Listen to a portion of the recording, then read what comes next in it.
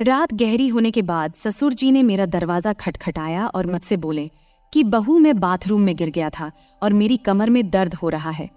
अगर तुम थोड़ी मालिश कर देती तो शायद मुझे थोड़ा आराम मिल जाता। फिर मैंने अपने ससुर को अपने बिस्तर पर लिटा दिया। इसके बाद जो हुआ उसकी आप कल्पना भी नहीं कर सकते, क्योंकि इसके बाद मेरी जिंदगी पूरी तरह से बिखर गई थी। हेलो दोस्तों, आज की इस अनोखी कहानी में आप सभी का स्वागत है। शादी के 5 महीने बाद ही मेरा पति अचानक एक दुर्घटना में गुजर गया। मेरे पिताजी ने बड़ी मुश्किल से मेरी शादी करवाई थी, लेकिन 5 महीने के अंदर ही मैं फिर से अपने मायके के दरवाजे पर आ गई थी। मेरे मायके में मेरी माँ नहीं थी, इसलिए मुझे बहुत डर लगता था कि अगर पिताजी कुछ कहेंगे तो मैं किसके आंचल में अपना मुंह छुपाऊंगी। वहां मेरी सौतेली माँ थी, इसलिए डर और भी ज्यादा था। फिर अचानक एक दिन मेरे ससुर हमारे घर आए और उन्होंने मेरे पिता से कहा कि वह मुझे फिर से अपने घर ले जाना चाहते हैं। मेरी सौतेली माँ ने तुरंत ही हाँ कह दिया, लेकिन मेरे पिताजी ने कहा, अब आपका बेटा नहीं रहा तो आप मेरी बेटी को क्यों ले जाना चाहते हैं। इस पर मेरी सौतेली माँ ने पिताजी से बहस करना शुरू कर दी और कहा, इसमें इतना सोचने की क्या बात है। वो कह रहे हैं कि वह उसे ले जाना चाहते हैं तो उन्हें ले जाने दो। उनके घर की बहू है, बेटी की मौत हो गई तो क्या हुआ, वो अपने ससुराल जा सकती है।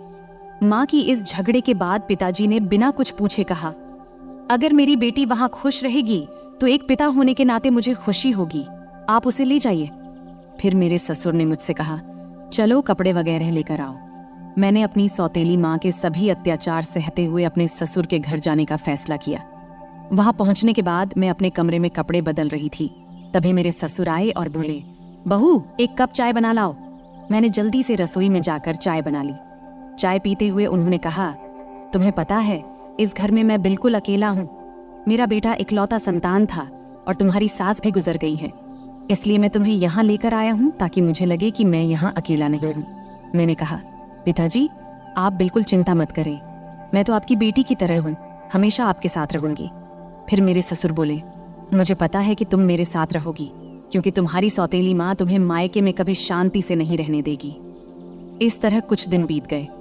6 महीने बाद एक रात मैं अपने कमरे में सो रही थी, तभी देर रात दरवाजे पर दस्तक हुई। मुझे समझ में आ गया कि यह मेरे ससुर ही होंगे, क्योंकि इस घर में मेरे और पिताजी के अलावा कोई और नहीं था, और रात के आधे पहर कौन दरवाजा खटखटाएगा। मैंने सोचा कि शायद पिताजी को कुछ चाहिए होगा, इसलिए दरवाजा खोली। दरवाजा खोलते ही मेरे ससुर ने मुझे पकड़ लिया और बोले, बहू, मैं बाथरूम में गिर गया था, मुझे बहुत दर्द हो रहा है, अगर तुम थोड़ी मालिश कर दो तो मुझे थोड़ा आराम मिल सकता है। फिर मैंने अपने पिता को अपने बिस्तर पर लिटा दिया, लेकिन मैं उनके कमरे से तेल लाना भूल गई। अब मुझे लगता है कि मेरा पति कम उम्र में ही मुझसे शादी कर बैठा और फिर इसी कम उम्र में इस दुनिया से चला गया। यह सब सोचते हुए मैं अपने ससुर की मालिश कर रही थी और देख रही थी कि वह मुझे अजीब तरीके से घूर रहे थे, जिससे मुझे और डर लग रहा था। तभी मैं बोली, ससुर जी क्या हुआ, आपको किस जगह पर ज्यादा चोट लगी है, क्या डॉक्टर को बुलाऊं?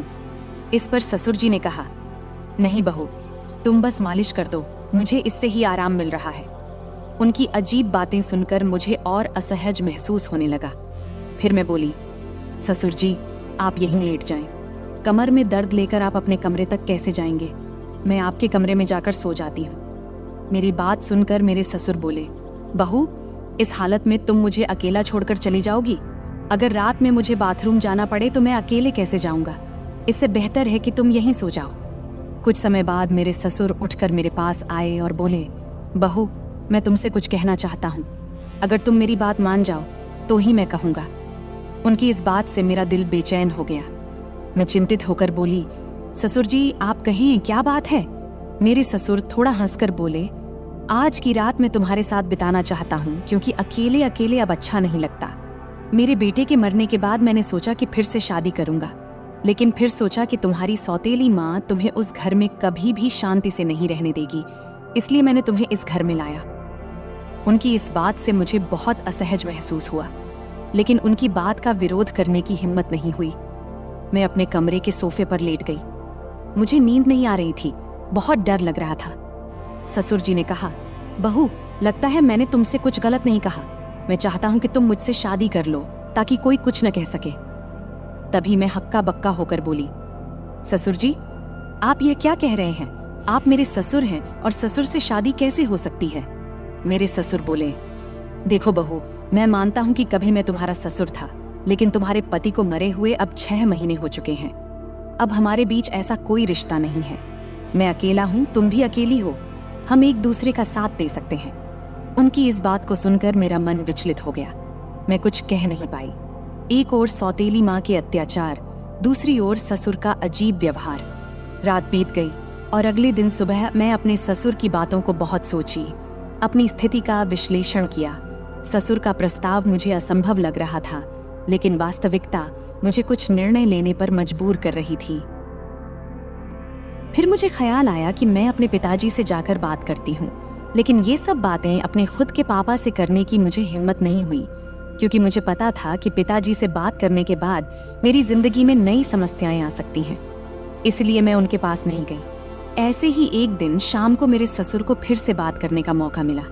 उन्होंने कहा, बहू, मैंने तुमसे कुछ गलत नहीं चाहा, बस चाहता हूं कि तुम मेरे जीवन में खुशी लाओ। मैं अकेला नहीं रह सकता, तुम्हारे साथ ही मेरी जिंदगी पूरी होती है। दोबारा ससुर जी से ये सभी बातें सुन मैं अंदर से कांपने लगी और कुछ बोल न पाई। थोड़ी देर बाद ससुर जी खुद ही बाहर चले गए।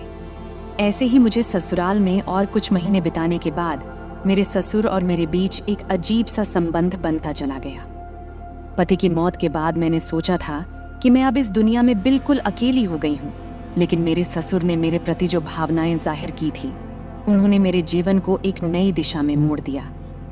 उनके शब्दों ने मुझे भीतर तक झकझोर कर रख दिया था। जब भी मैं सोने को जाती, उनके बातें मुझे परेशान करने लगती। वह कहते थे कि मेरे साथ रहने से उन्हें अपने अकेलेपन का एहसास नहीं होता और वह चाहते थे कि हम दोनों एक नई जिंदगी की शुरुआत करें। उस रात की बातचीत के बाद मैंने खुद को बहुत असमंजस में पाया। मन में कई सवाल उठ रहे थे। क्या यह सही है? क्या यह समाज के नियमों के खिलाफ नहीं जाएगा? लेकिन कहीं न कहीं मेरे दिल में यह बात भी थी कि शायद मेरे ससुर सच में अकेलेपन से जूझ रहे हैं। मैंने बहुत सोच विचार करने के बाद उनसे बात करने का फैसला किया। एक रात जब घर अड़ोस पड़ोस के सभी लोग सो चुके थे, तब मैं ससुर के कमरे का दरवाजा खटखटाई। उन्होंने दरवाजा खोला और मुझे देखकर थोड़ा हैरान हुए। मैं अंदर गई और बोली, ससुर जी, मैं आपसे कुछ महत्वपूर्ण बात करना चाहती हूँ। उन्होंने मुझे बैठने का इशारा किया और गंभीरता से बोले, क्या हुआ बहू, तुम इतनी रात गए क्यों आई हो? मैंने थोड़ी हिम्मत जुटाते हुए बोली, ससुर जी, मैंने आपके प्रस्ताव के बारे में बहुत सोचा है। मैं समझती हूँ कि आप अकेलेपन से जूझ रहे हैं और एक साथी की जरूरत महसूस कर रहे हैं, लेकिन इस रिश्ते के लिए एक शर्त है। हमारे बीच हमेशा सम्मान और प्यार का रिश्ता रहेगा। आप मुझे बेटी की तरह सम्मान देंगे और मैं आपको पिता की तरह आदर दूंगी। उन्होंने मेरी बात को ध्यान से सुना और थोड़ी देर बाद कहा, मैं तुम्हारी शर्त मानता हूँ, तुम्हारे सम्मान को हमेशा बनाए रखूंगा। उनकी यह बात सुनकर मेरे दिल का बोझ थोड़ा हल्का हो गया। मैंने उन्हें अपनी सहमति दे दी। फिर कुछ दिनों बाद हमने एक छोटे से समारोह में शादी कर ली।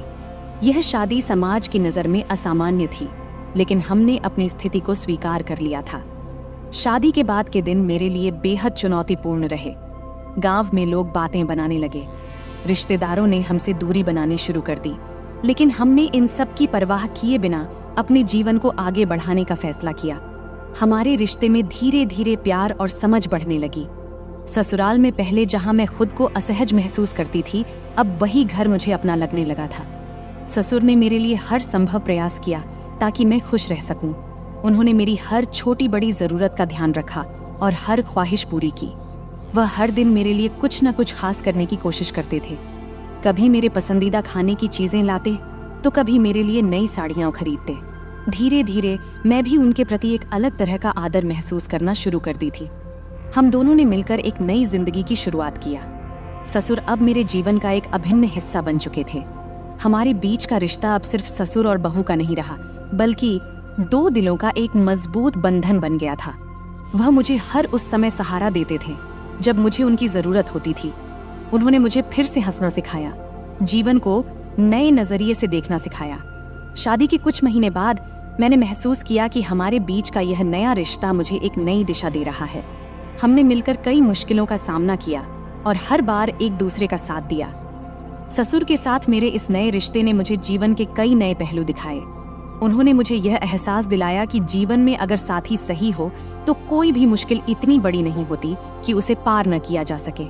समाज की नज़र में हमने बहुत कुछ सहा, लेकिन हमने अपने फैसले पर कभी पछतावा नहीं किया। हमारे रिश्ते में धीरे धीरे एक नए तरह का प्यार और सम्मान उभरने लगा।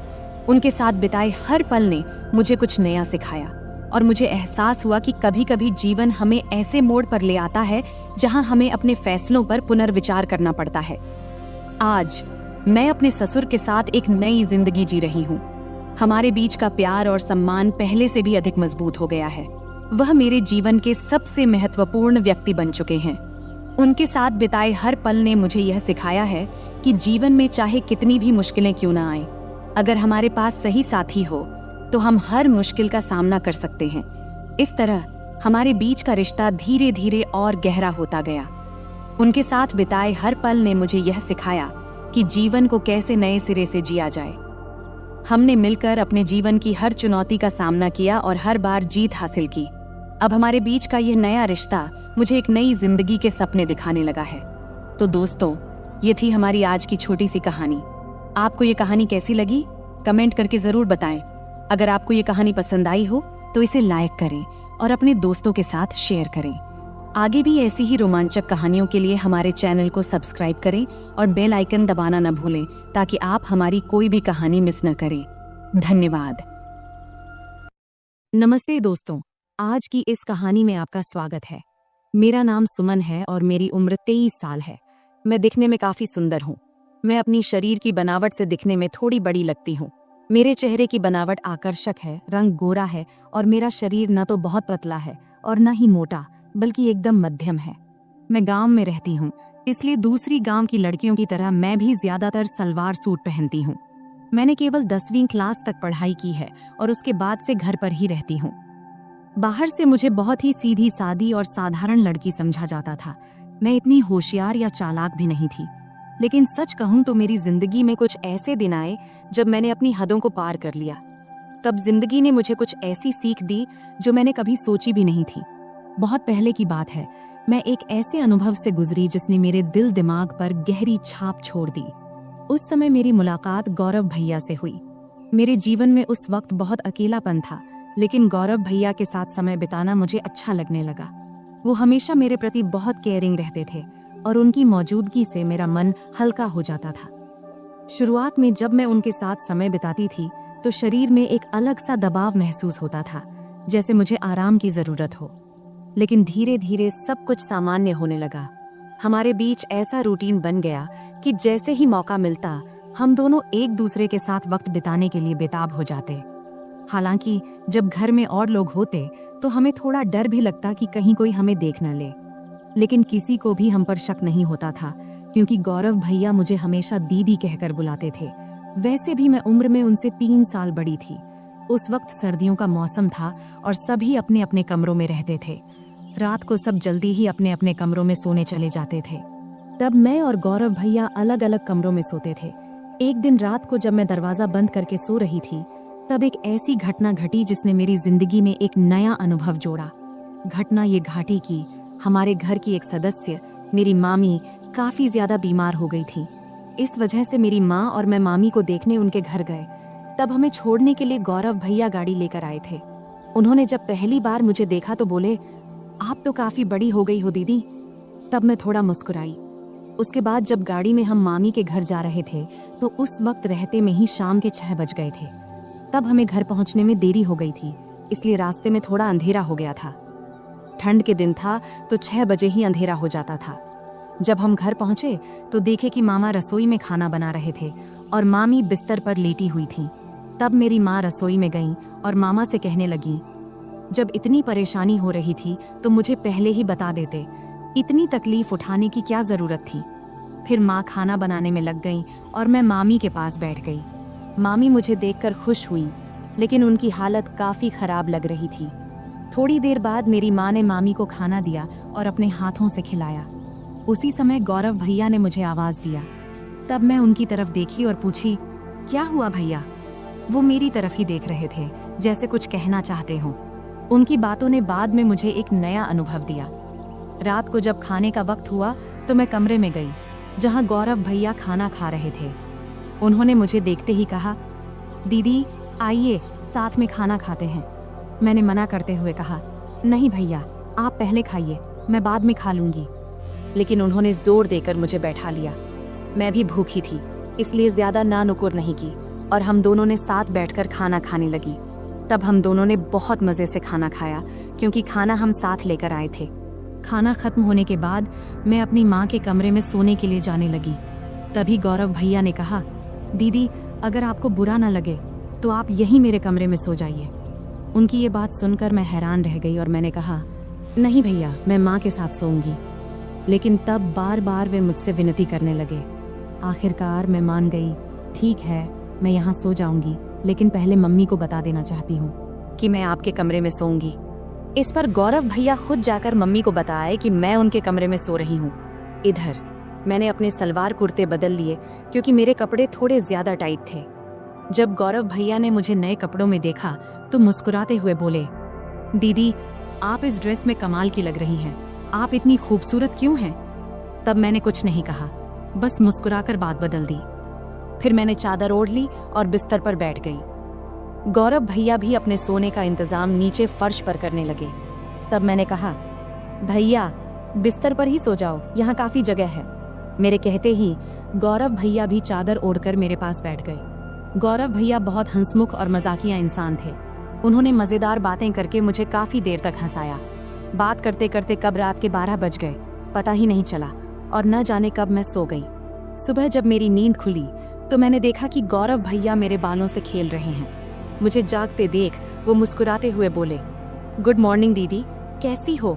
मैं भी मुस्कुराते हुए बोली, बहुत बढ़िया भैया। फिर हम दोनों चादर के अंदर बैठकर बातें करने लगे। तभी उसी वक्त मम्मी हमारे लिए गर्मा गर्म चाय लेकर आईं। सुबह बहुत ठंडी थी, इसलिए चादर में बैठकर चाय पीना अच्छा लग रहा था। गौरव भैया बार बार मेरी तरफ देख रहे थे। मैंने मुस्कुराते हुए पूछा, क्या है भाई, ऐसे क्यों देख रहे हो? वो मजाक करते हुए बोले, आपकी आंखें बहुत बड़ी और खूबसूरत हैं। सच कहूं दीदी, आपकी आंखों में देखने से मन खुश हो जाता है। तब मैं मस्ती में बोली, सुबह जब मैं सो रही थी तब क्या कर रहे थे? तब वो हल्का सा मुस्कुराए और बोले, कुछ नहीं दीदी, आपके बाल ठीक कर रहा था। गौरव भैया दिखने में काफी सुंदर थे। उनके चेहरे पर अभी दाढ़ी मूंछ भी नहीं आई थी और चेहरा बहुत साफ था। मेरी तुलना में उनकी हाइट थोड़ी सी कम थी, लेकिन उनकी कुछ हरकतें मुझे कभी कभी हैरान कर देती थीं। सुबह का वक्त थोड़ा व्यस्त था। मम्मी घर के कामों में व्यस्त थीं और मामू काम पर जाने के लिए तैयार हो रहे थे। तब मैं भी मम्मी की मदद करने लगी। इतने में मामू खाना पैक करके काम पर निकल गए। मेरी रोज सुबह नहाने की आदत थी, इसलिए रोज की तरह मैं नहाने के लिए बाथरूम की ओर गई। मुझे नहीं पता था कि गौरव भैया भी उसी वक्त नहाते हैं। जैसे ही मैंने बाथरूम का दरवाजा खोला तो मैं शर्म से लाल हो गई और तेजी से अपने कमरे में भाग आई। गौरव भैया उस वक्त नहा रहे थे।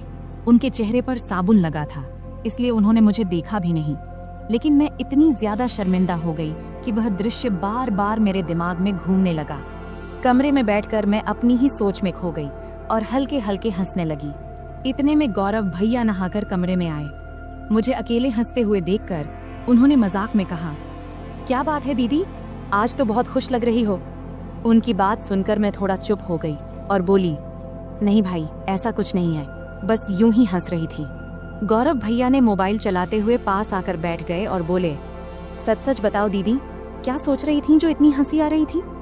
तब मैंने हंसते हुए कहा, नहीं भाई कुछ भी खास नहीं। लेकिन गौरव भैया जिद करने लगे, नहीं दीदी बताओ ना, नहीं बताओगी तो मैं गलत ही समझ लूंगा। तब मैंने कहा, प्लीज भैया इस बात को यहीं खत्म करो, इसमें सोचने लायक कुछ भी नहीं है। फिर मैं जल्दी से उठी और नहाने के लिए चली गई। नहाने के बाद मैं कमरे में वापस आई और मजाक में मैंने जानबूझकर थोड़ा सा पानी गौरव भैया की तरफ उछाल दी। ये देखकर गौरव भैया अचानक उठ खड़े हुए और मेरे बाल पकड़कर मुझे बिस्तर पर बैठा दिया। उनका ये रवैया देखकर मुझे गुस्सा आ गया। मैंने गुस्से में कहा, ये क्या कर रहे हो भैया? और गुस्से में उनका हाथ झटक दिया। इसके बाद गौरव भैया बिना कुछ कहे चुपचाप कमरे से बाहर चले गए। उनका ये व्यवहार देखकर मैं भी हैरान रह गई थी। मुझे खुद पर पछतावा होने लगा कि शायद मुझे ऐसा नहीं करना चाहिए था। फिर जल्दी से मैं अपनी बाल ठीक की और मम्मी के पास चली गई। मामी का ध्यान रख रही थीं उन्हें दवा दे रही थीं और खाना तैयार कर रही थीं। तभी मामी ने मुझसे कहा, जाकर गौरव को बुला ला, उसे गरम गरम खाना खा लेने को बोल दे, वरना ठंडा हो जाएगा। मुझे पता था कि गौरव भैया मुझसे नाराज है। जब मैं उन्हें बुलाने गई तो देखा कि वो छत पर बैठे फोन देख रहे हैं। मैंने आवाज लगाई, भैया नीचे आओ, मम्मी बुला रही हैं, खाना खा लो। लेकिन उन्होंने कोई जवाब नहीं दिया। तब मैं और पास गई और कहा, प्लीज भैया मुझसे नाराज मत हो, मुझसे गलती हो गई, मैं माफी मांगती हूँ। तब भी वो मेरी तरफ देखा भी नहीं और फोन देखते रहे। तब मैंने उनके हाथ को पकड़कर कहा, भैया गलती सिर्फ मेरी नहीं थी, तुमने भी तो मेरे बाल खींचे थे, इसलिए मुझे गुस्सा आ गया था, अब इतना नाराज मत हो। तब मेरी आंखों में आंसू आ गए और मैंने रोते हुए कहा, भैया प्लीज इतना गुस्सा मत करो, अगर मेरी गलती है तो मुझे एक नहीं 2 चांटे मार दो, लेकिन ऐसे चुप मत रहो। मुझे रोता देख गौरव भाई का गुस्सा थोड़ा ठंडा हो गया। उन्होंने धीरे से कहा, ठीक है, रो मत, लेकिन तुम्हें मुझ पर हाथ नहीं उठाना चाहिए था। खैर छोड़ो, चलो खाना खा लेते हैं। तब मैंने कहा, पहले ये तो कहो कि तुमने मुझे माफ कर दिया है। तब वो हंसकर बोले, अरे बहुत हो गया, अब चुप हो जाओ, वरना मुझे और ज्यादा माफिया मांगनी पड़ेंगी। फिर हम दोनों नीचे गए और खाना खाने बैठे। मम्मी और मामी पहले ही खा चुकी थी। मम्मी रसोई का काम खत्म कर रही थी। खाने के बाद मैं मामी के पास बैठ गई और उनके साथ बातचीत करने लगी। मामी की तबीयत का हालचाल लेने लगी। इसी बीच मम्मी ने कहा, हम दोनों पास के घर में मिलने जा रहे हैं, तुम और गौरव यहीं रहो। मैंने गौरव से कह दिया है कि कहीं बाहर ना जाए, हम जल्दी लौट आएंगे। फिर मम्मी और मामी बाहर चली गईं और मैं मामी का कमरा साफ करने लगी। तभी गौरव भैया मस्ती करते हुए आ गए। मैंने उनसे कहा, भैया प्लीज मेरे लिए कुछ ला दो। उन्होंने मुस्कुराकर कहा, बोलो दीदी क्या चाहिए। मैंने कहा, मेरे लिए चॉकलेट ले आओ, मुझे बहुत पसंद है। गौरव भैया हंसते हुए बोले, ठीक है, तुम कमरे की सफाई करो, मैं चॉकलेट लेकर आता हूँ। गौरव भैया चॉकलेट लेने चले गए और मैं कमरे की सफाई करने लगी। जब मैंने मामी की अलमारी खोली तो वहाँ मेकअप का सामान रखा देखी। सजने संवरने का मेरा भी बहुत शौक था, तो मैंने मामी का मेकअप इस्तेमाल करना शुरू कर दिया। फिर मैंने मामी के झुमके और गहने पहन लिए और अलमारी से लाल साड़ी निकाल ली। जब गौरव भैया चॉकलेट लेकर वापस आए तब मैं पूरी तरह से सज धज कर नई दुल्हन की तरह तैयार हो चुकी थी। तब मैंने बाल खोल रखे थे, लिपस्टिक लगा रखी थी और हाथों में चूड़ियां भी पहन ली थीं। जैसे ही वे कमरे में दाखिल हुए, मुझे इस रूप में देखकर हैरान रह गए। उनके मुंह से बस यही निकला, दीदी आप तो शानदार लग रही हैं। फिर मैंने उनसे चॉकलेट ली और बिस्तर पर बैठकर खाने लगी। गौरव भैया भी पास में बैठ गए और तब उनकी नजरें मुझसे हट नहीं रही थीं। तब मैंने कहा, भैया इतना मत देखो, मुझे असहज लग रहा है। गौरव भैया हंसकर बोले, क्या करूं दीदी, आप पर से नजर हट ही नहीं रही, आप साड़ी में इतनी सुंदर लग रही हो, मानो कोई परी हो। फिर मजाक में बोले, मन कर रहा है कि आपको अपनी दुल्हन बना लूं। मैं समझ रही थी कि उस वक्त उनके मन में क्या चल रहा था, पर मैंने हल्की हंसी के साथ बात को दूसरी ओर मोड़ दिया। मैंने मजाक में कहा, तो फिर रुक क्यों गए, बताओ मुझे पत्नी बनाकर क्या करोगे। तब गौरव भैया थोड़ा हंसकर बोले, रहने दो दीदी, मुझे पता है तुम जानबूझकर ये पूछ रही हो। तब मैंने कहा, तो क्या तुम अपनी दीदी का फायदा उठाना चाहते हो, अगर मम्मी को पता चल गया तो क्या होगा।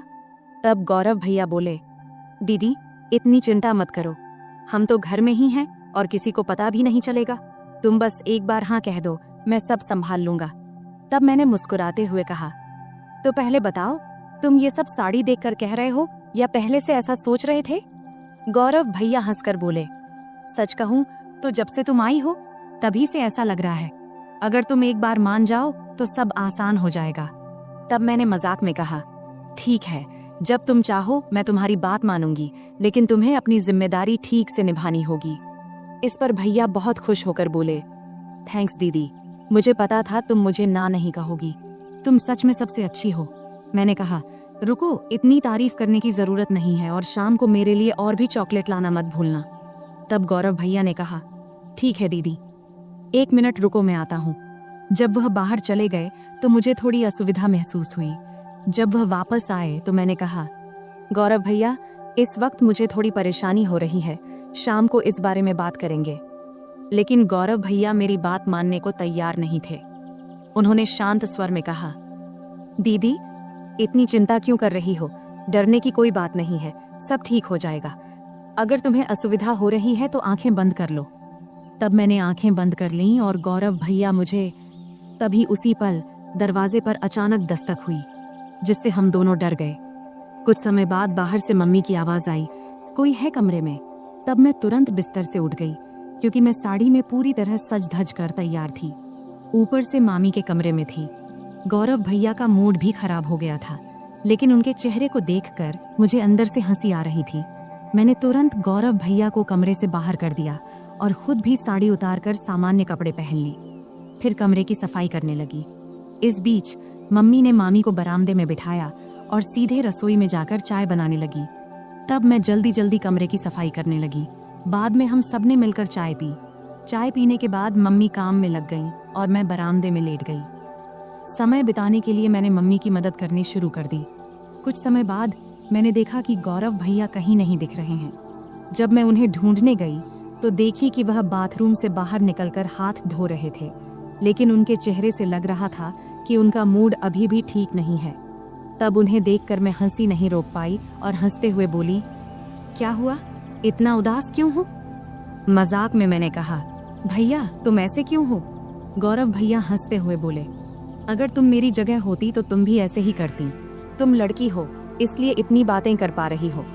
मैं हंसकर बोली, ठीक है भैया, बस थोड़ा इंतजार करो, रात होने पर तो कोई डिस्टर्ब नहीं करेगा। तब गौरव भैया बोले, दीदी समस्या तो इसी रात के इंतजार में है, हर मिनट घंटों जैसा लग रहा है। तभी मम्मी ने आवाज दी, तुम्हारे भाई बहन की बातें खत्म हो गई हो तो थोड़ा काम में हाथ बंटाओगे?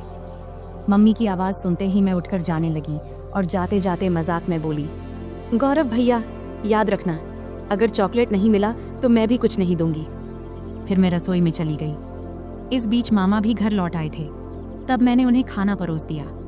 मामा जी बहुत थके हुए थे, वे हमारे साथ थोड़ा बैठकर बात किए, फिर जल्दी सो गए।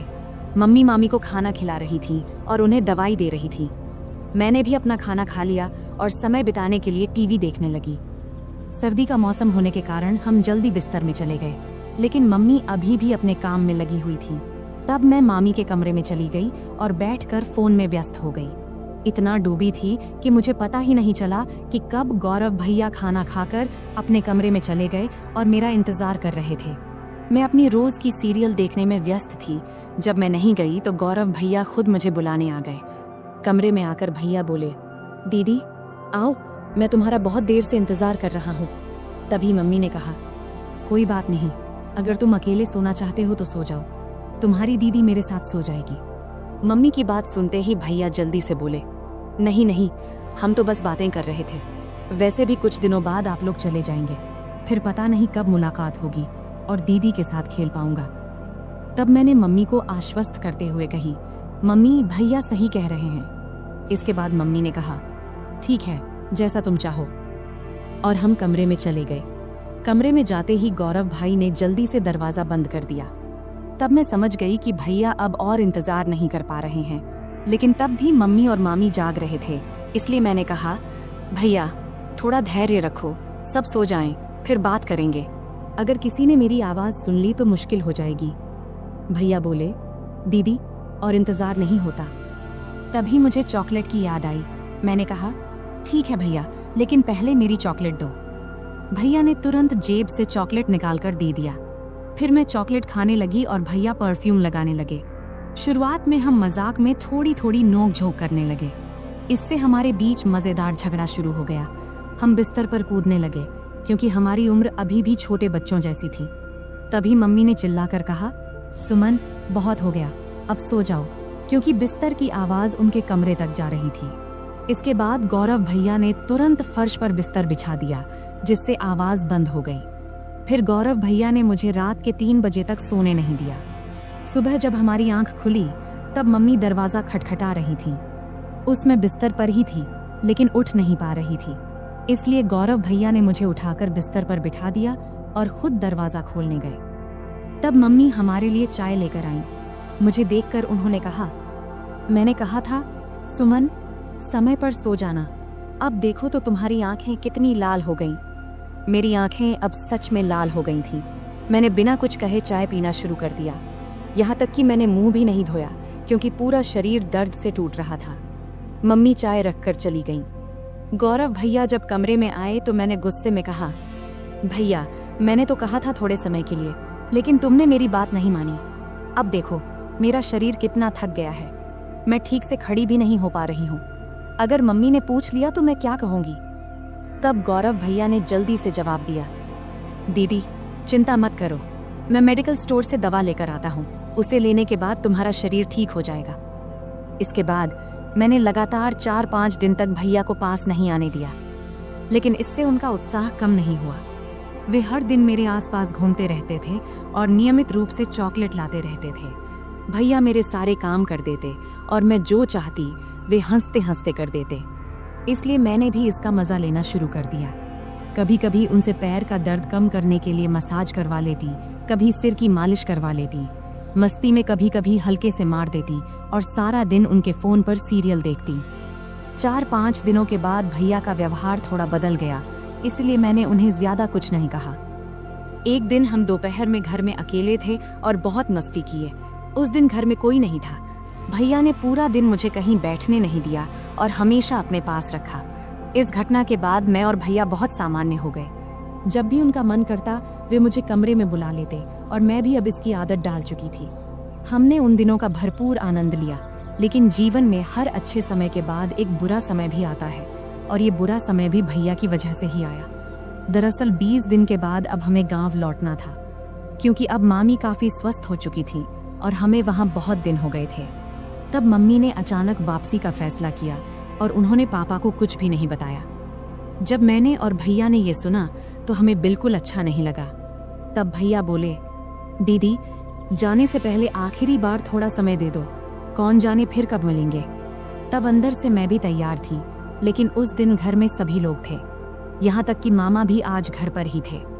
तब मामा मम्मी से बोले, दीदी आज रुक जाओ, मैं कल तुझे बस स्टैंड तक छोड़ दूंगा। ये सुनते ही मुझे थोड़ी खुशी हुई, क्योंकि एक रात हमारे पास थी। तब आखिरकार मम्मी भी मान गई। फिर हम बहुत ही बेसब्री से रात का इंतजार करने लगे। जब रात हुई तो जल्दी से खाना खा के हम अपने कमरे में चले गए। तब हम इतने असावधान हो गए थे कि दरवाजा भी ठीक से बंद नहीं किया था। तब थोड़ी ही देर में अचानक मामा ने आकर हमें उस स्थिति में देख लिया। मैं तो डर से कांपने लगी और तुरंत वहां से हट गई। मामा तब बहुत गुस्से में थे, लेकिन उन्होंने धैर्य रखा और पूरी स्थिति को संभाला। उन्होंने हम पर गुस्सा ना करके हमारी गलतियां हमें समझाईं और उस दिन ने मुझे एक बड़ा सबक सिखाया। तब मामा के प्यार और सहयोग से हमने स्थिति को संभाल लिया। उसके बाद से मैंने अपनी गलतियों से बहुत कुछ सीखा। उस घटना के बाद मैंने कभी ऐसा कुछ नहीं किया जिससे मेरे परिवार को शर्मिंदा होना पड़े। तो दोस्तों, हमारी जिंदगी में गलतियां हो सकती हैं, लेकिन उनसे सीखना सबसे महत्वपूर्ण है। अगर आपके जीवन में कभी ऐसी स्थिति आए तो उसे संभालने की कोशिश करें और परिवार के साथ हमेशा खुलकर बात करें। यह कहानी हमें सिखाती है कि किसी भी रिश्ते में सीमा रेखा होना महत्वपूर्ण है। अत्यधिक निकटता कभी कभी गलत फहमियों का कारण बन सकती है, इसलिए हमें हमेशा अपने और दूसरों के सुविधा को प्राथमिकता देनी चाहिए। परिवार के माहौल और रिश्तों का सम्मान करना बहुत महत्वपूर्ण है। हमें यह सुनिश्चित करना चाहिए कि हमारे कार्यों से परिवार के किसी भी सदस्य को शर्मिंदा न होना पड़े। इंसान से गलतियां हो सकती हैं, लेकिन उन गलतियों से सीखना और भविष्य में सही निर्णय लेना एक परिपक्व मानसिकता का परिचय है। किसी भी स्थिति में सचेत रहना आवश्यक है। दरवाजा बंद न करने की घटना एक छोटी गलती थी, लेकिन इसने बड़ी समस्या खड़ी कर दी। इससे समझ में आता है कि छोटी छोटी बातों में भी सावधानी बरतनी चाहिए, क्योंकि इनका जीवन पर बड़ा असर पड़ सकता है। तो दोस्तों, यह थी हमारी आज की छोटी सी कहानी। आपको यह कहानी कैसी लगी, कमेंट करके जरूर बताएं। अगर आपको यह कहानी पसंद आई हो तो इसे लाइक करें और अपने दोस्तों के साथ शेयर करें। आगे भी ऐसी ही रोमांचक कहानियों के लिए हमारे चैनल को सब्सक्राइब करें और बेल आइकन दबाना न भूलें, ताकि आप हमारी कोई भी कहानी मिस न करें। धन्यवाद। नमस्ते दोस्तों, आज की इस कहानी में आपका स्वागत है। इस कहानी में मेरा नाम राहुल है। मैं उत्तर प्रदेश के एक छोटे से शहर अंबेडकर नगर में रहता हूँ। वहीं मैं और मेरा परिवार रहता है। पैसे की कमी नहीं है, पिताजी खूब कमाते हैं और मैं कॉलेज में पढ़ता हूँ। आज मैं आपको मेरी अचानक घटी एक कहानी सुनाने जा रहा हूँ। यह उस समय की बात है जब मैं कॉलेज में पढ़ता था, और उस समय मैं उतना होशियार भी नहीं था। हमारे घर में मैं, मेरी मम्मी और मेरे पिताजी रहते हैं। हमारा घर काफी बड़ा है, जैसे किसी अमीर का बंगला हो। पिताजी हमेशा सुबह काम पर निकल जाते हैं और रात को देर से घर आते हैं। उस समय घर पर मैं और मम्मी ही होते थे। मैं कुछ देर पढ़ाई करता था और फिर सो जाता था, लेकिन मम्मी हमेशा पिताजी का इंतजार करती रहती थी। उस समय मैं कॉलेज के आखिरी साल में था। एक सुबह जब मैं कॉलेज जाने की तैयारी कर रहा था तो मैंने मम्मी की तेज आवाज सुनी। वो कह रही थी, क्या कर रहे हो तुम? रात के 2-2:30 बजे घर आते हो और कहते हो ऑफिस में काम था। रात के 2 बजे कौन से ऑफिस का काम चलता है? सीधे सीधे क्यों नहीं कहते कि उस सुमन के साथ थे? मम्मी काफी गुस्से में थी। मेरी मम्मी आमतौर पर किसी पर गुस्सा नहीं होती थी। उनका स्वभाव बहुत शांत था, लेकिन आज पता नहीं क्या हो गया, मम्मी बहुत गुस्से में थी। मैं 2 बजे आऊं या 3 बजे, तुम्हें जो चाहिए वो मिल तो रहा है ना, फिर चुप रहो। पिताजी ने तेज आवाज में मम्मी से कहा। क्या जो चाहिए वो मिल रहा है? पैसा, गहने, इन सब के अलावा भी कोई सुख होता है? अब और कुछ मत बोलो, लेकिन अब बर्दाश्त नहीं होता। 3-4 महीने हो गए हैं तुमने मुझे छुआ तक नहीं है। आखिर उस सुमन में ऐसा क्या है जो मुझ में नहीं है? मम्मी की आवाज और तेज हो गई थी। तभी पिताजी गुस्से में बोले, बार बार सुमन मत कहो, नहीं तो क्या करोगे? मम्मी ने उल्टा जवाब दिया। उस समय पिताजी का गुस्सा बहुत बढ़ गया था। तभी अचानक धमाक की आवाज आई और उसके साथ ही मम्मी की चीख से पूरा घर गूंज उठा। मैं तुरंत अपने कमरे से भागकर उनके बेडरूम की ओर गया। जो दृश्य मैंने देखा उसे देखकर मैं सन्न रह गया। पिताजी मम्मी को बेल्ट से मार रहे थे। मम्मी दर्द से चीख रही थी, लेकिन पिताजी रुकने का नाम नहीं ले रहे थे। मैंने बिना कुछ सोचे समझे मम्मी के ऊपर छलांग लगा दिया ताकि उन्हें बचा सकूं, लेकिन पिताजी अभी भी नहीं रुके। जैसे ही मुझे भी 2-4 फटकारें लगी, पापा रुक गए और तिलमिलाते हुए मेरी ओर गुस्से में देखने लगे और फिर घर से बाहर चले गए। फिर मैंने मम्मी की ओर देखा। मम्मी की आंखों से आंसुओं की धारा बह रही थी। मैंने मम्मी को सहारा देकर उठाया। उठते समय मम्मी कराह उठी। मैंने उन्हें बेड पर बैठाया। तब तक उनके हाथ और पीठ पर लाल निशान पड़ गए थे। ये देखकर मुझे पापा पर बहुत गुस्सा आया। कोई इंसान इतना निर्दयी कैसे हो सकता है? कोई अपनी ही पत्नी को ऐसे मारता है भला? फिर मैं जल्दी से किचन में गया, एक कटोरी में तेल और हल्दी मिलाई और मम्मी के पास ले आया। मुझे भी अपनी पीठ पर लगे 2-4 फटकारों की चोट महसूस हो रही थी। मम्मी सुशक सुशक कर रो रही थी। फिर मैंने मम्मी के हाथ और पीठ पर तेल हल्दी का मिश्रण लगाना शुरू किया, जहां उन्हें मार पड़ी थी। कुछ जगहों पर हल्का खून भी आ गया था। मिश्रण लगाने के बाद मैंने कटोरी को एक ओर रख दिया और मम्मी के पास बैठ गया। मम्मी ने मुझे देखा और तुरंत मुझे गले से लगा लिया। फिर वह मेरी गर्दन में सिर छिपाकर जोर जोर से रोने लगी। मम्मी के आंसुओं से मेरा कंधा भीग गया। मैं उनकी पीठ थपथपाकर उन्हें शांत करने की कोशिश कर रहा था। हम दोनों काफी देर तक यूं ही एक दूसरे की बाहों में रहे। तभी मम्मी के हाथ जब मेरी पीठ के निशानों को छूने लगे तो दर्द की तेज लहर उठी और मैं कराह उठा। मम्मी को जैसे ही इसका एहसास हुआ वो तुरंत मुझसे दूर हट गई। फिर मम्मी ने मेरा शर्ट ऊपर उठाया और उसी कटोरी से तेल हल्दी का मिश्रण धीरे धीरे मेरी पीठ पर लगाने लगी। लगाते समय भी वो सुशक रही थी। तू क्यों मेरे लिए बीच में आया? बेवजह तुझे मार पड़ी, मम्मी ने ऐसा कहा। फिर मैंने उनसे कहा, मम्मी, तुम्हारे लिए अगर मेरी जान भी चली जाती तो मुझे कोई दुख नहीं होता, लेकिन उन्होंने तुम्हें क्यों मारा? जब मैंने यह पूछा तब मम्मी मेरी ओर देखते हुए बोली, तुझे बताऊं या ना बताऊं ऐसा सोच रही हूँ। छोड़, पर अब तुझे ये सब जान लेना चाहिए। पिछले 2 साल से तुम्हारे पापा ऑफिस की एक लड़की के चक्कर में हैं। रात को देर से आते हैं और मेरा तो जैसे कोई अस्तित्व ही नहीं है उनके लिए। और मुझे ये बताते हुए भी शर्म आ रही है कि पिछले कई महीनों से उन्होंने मुझे छुआ तक नहीं है। कई बार तो मन करता है कि अपनी जान दे दूं, पर मेरे बाद तेरा क्या होगा, ये सोचकर मैंने ऐसा कदम नहीं उठाया। पर सच में अब इस जिंदगी से थक चुकी हूँ। अब मैंने तय कर लिया है, एक ही घर में रहूंगी, लेकिन उनसे कोई भी संबंध नहीं रखूंगी। मम्मी की ये बातें सुनकर मैं सोच में पड़ गया। इतनी खूबसूरत, सुशिक्षित और समझदार मम्मी होने के बावजूद पापा किसी दूसरी औरत के चक्कर में कैसे पड़ गए? मन ही मन मैंने पापा के इस कर्म को दोषी ठहराया। मम्मी वाकई बहुत सुंदर थी। सुंदर चेहरा, नाजुक नाक, गुलाबी होंठ, 5.5 फुट की ऊंचाई, गोरा रंग। वो एकदम किसी चित्र में बनाई गई देवी की तरह दिखती थी। फिर भी पिताजी को उनकी सुंदरता क्यों नहीं दिखती देती थी। उस दिन के बाद से मम्मी ने पापा से बात करना बंद कर दिया। वो मेरे कमरे में मेरे पास ही सोने लगी। पापा महीने में घर का सारा सामान भरवा देते थे और टीवी के पास वाली दराज में 5 से 7 हजार रुपये रख जाते थे। अब तो पापा घर पर खाना भी नहीं खाते थे, वो उस औरत के घर से ही खाकर आते थे और कभी कभी घर आते भी नहीं थे। धीरे धीरे ऐसे ही और 3 साल बीत गए। तब मैं कॉलेज की पढ़ाई पूरी कर चुका था और एक IT कंपनी में काम करने लगा था और अब मैं 24 साल का हो गया था। रोज का व्यायाम और अच्छा खान पान करने की वजह से मेरी सेहत भी अच्छी हो गई थी। अब तो पापा महीने में 2-3 बार ही घर आते थे, मुझसे भी कम ही बात करते थे। हालांकि मम्मी अब उस सदमे से उबर चुकी थी, लेकिन उनके चेहरे पर हमेशा उदासी छाई रहती थी। मैंने उन्हें कभी हंसते हुए नहीं देखा था। यह देखकर मुझे बहुत बुरा लगता था। जब मैं नौकरी पर गया तो कंपनी ने मुझे लैपटॉप दिया, इसलिए मैंने घर पर इंटरनेट कनेक्शन भी लगवा लिया। बचपन से मम्मी के साथ रहने के कारण मेरे पास ज्यादा दोस्त नहीं थे। मम्मी ही मेरी सबसे करीबी दोस्त थी।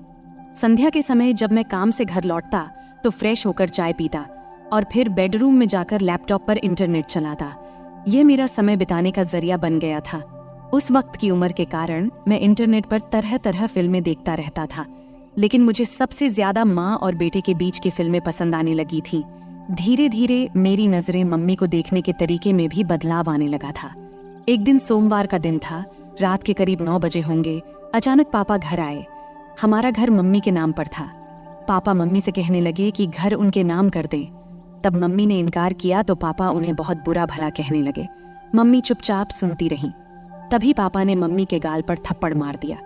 ये देख अब मेरा खून खौल उठा। पापा दूसरा थप्पड़ मारने ही वाले थे, तभी मैंने उनका हाथ पकड़ लिया और कहा, पापा अब बहुत हो गया, ये तमाशा बहुत हो चुका है, अब और नहीं सहन कर सकता। आज से इस घर में कदम रखा तो इसका अंजाम अच्छा नहीं होगा। फिर मम्मी ने भी गुस्से में पापा को खूब डांटा। पापा मम्मी की जोर से डांटने पर अचानक रुक गए और मेरे ताकतवर शरीर को देखकर वहां से चले गए। फिर मैंने दरवाजा बंद कर दिया और मम्मी के पास चला गया। मम्मी ने मुझे आंसुओं से भरी आंखों से देखा और दौड़ते हुए आईं। फिर मुझे गले से लगा लिया और फूट फूट कर रोने लगी। मैंने भी मम्मी की कमर को कसकर पकड़ा और उन्हें अपनी बाहों में भर लिया। मम्मी हिचकियां ले रही थी और बोल रही थी, ठीक किया बेटे, इस आदमी की यही औकात है। आज के बाद अगर ये घर में दोबारा ना आए तो अच्छा ही है। मम्मी बोली, अब इस घर में उसकी आने की हिम्मत नहीं होगी और अगर आ भी गया तो मैं उसे छोड़ूंगा नहीं। मैंने गुस्से में मम्मी से कहा। फिर मम्मी ने चिंतित होते हुए कहा, राहुल बेटा, मत उलझ इस आदमी से। अगर तुझे कुछ हो गया तो मैं किसके सहारा रहूंगी। फिर मैंने भावुक होकर बोला, तू चिंता मत कर मम्मी, उस समय मेरे पास नौकरी नहीं थी इसलिए हम मजबूर थे, लेकिन अब मेरे पास अच्छी नौकरी है। तू चिंता मत कर, मैं तुझे कुछ नहीं होने दूंगा, मैंने मम्मी को आश्वस्त देते हुए कहा। फिर एक दिन मैं दोपहर में काम से घर वापस आया। मैंने अपनी चाबी से दरवाजा खोला और अंदर आया। तभी मुझे एक अजीब आवाज सुनाई दी। मैं बेडरूम के दरवाजे के पास गया, तब दरवाजा अंदर से बंद था। मैंने दरवाजे की होल से अंदर झांका और देखा कि मम्मी अंदर किसी के साथ थीं। जो नज़ारा मैंने देखा उसे देखकर मैं चौंक गया। लगभग 10 मिनट तक मैं वहीं देखता रहा। अचानक मम्मी बेहोश होकर गिर पड़ी। फिर मैं दरवाजे से हट गया और धीरे से बाहर बरामदे का दरवाजा खोला। फिर जोर से कहा, मम्मी मैं आ गया हूँ, तुम कहाँ हो? ये कहते हुए मैंने अपने हाथ में पकड़ा बैग सोफे पर रख दिया और जूतों के फीते खोलने लगा।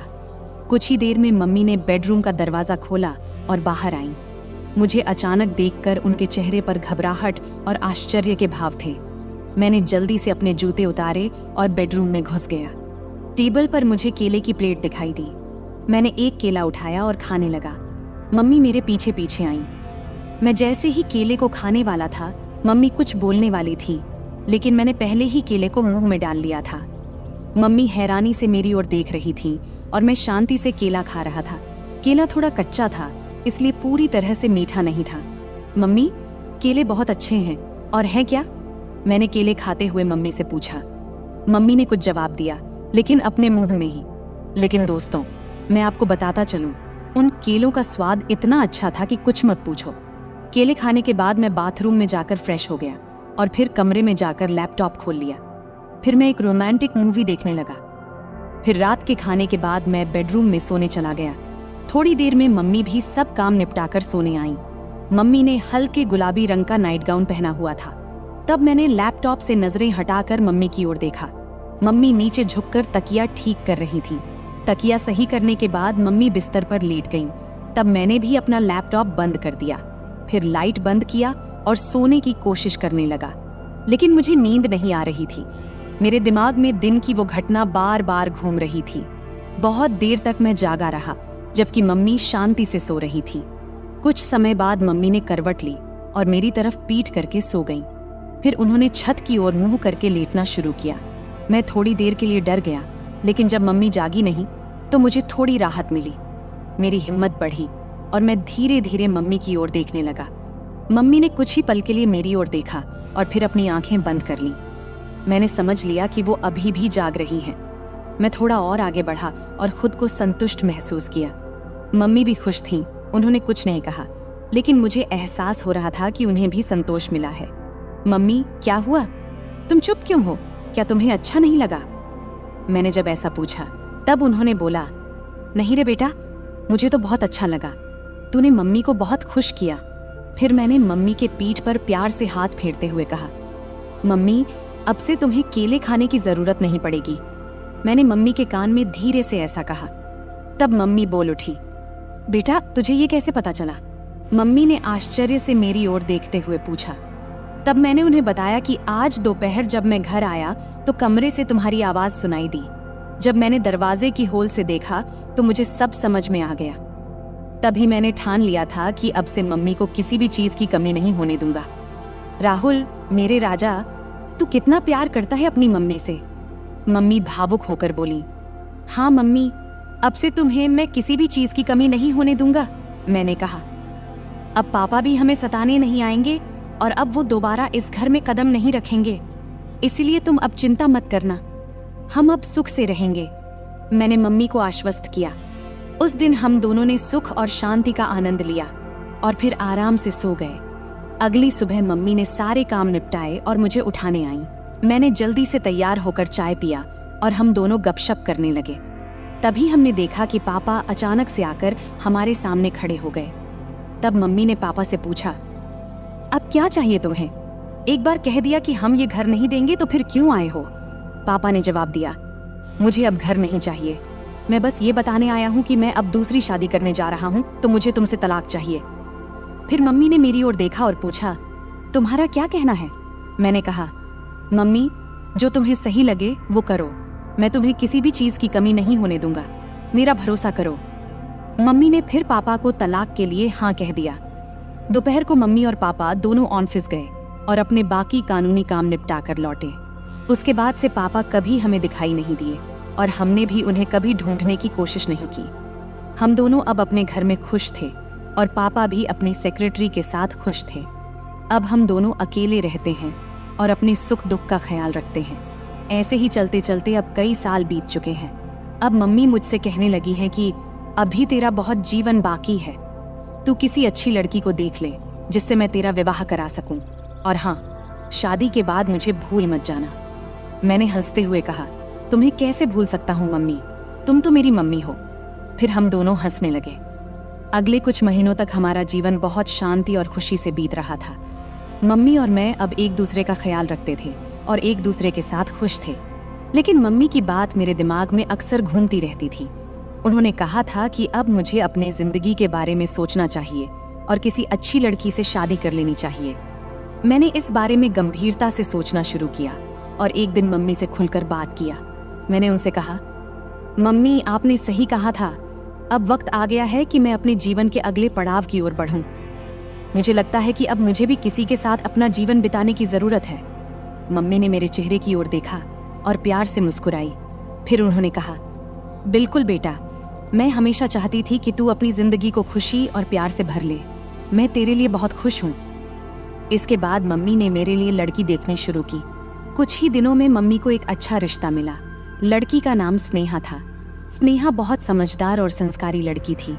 जब मैंने उससे पहली बार मुलाकात किया तो मुझे ऐसा लगा जैसे मेरे जीवन का वो खालीपन भर गया हो। स्नेहा और मैं जल्द ही शादी के बंधन में बंध गए। शादी के बाद हमारा घर और भी खुशहाल हो गया। मम्मी, स्नेहा और मैं एक परिवार की तरह रहने लगे। मम्मी को अब इस बात की खुशी थी कि उन्होंने मुझे अकेलेपन से बाहर निकालकर मेरे लिए एक नया जीवन शुरू करने में मदद की थी। समय बीतता गया और हमारा जीवन पहले से भी बेहतर होता चला गया। मम्मी अब पहले से ज्यादा खुश थीं और मुझे भी इस बात की तसल्ली थी कि मैंने उनका हर सपना पूरा कर दिया था। अंत में मैंने सीखा कि जीवन में रिश्तों की अहमियत कितनी होती है।